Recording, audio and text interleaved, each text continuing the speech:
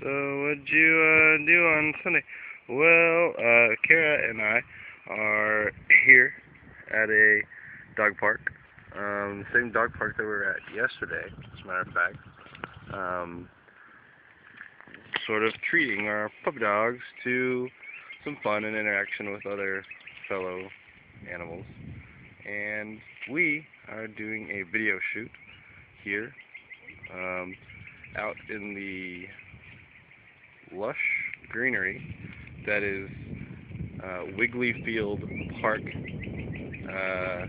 and Kara is returning from the woods. So that's what we got going down. We've got a power inverter running from Kara's vehicle, and we are going to do some daisy chaining to an iMac.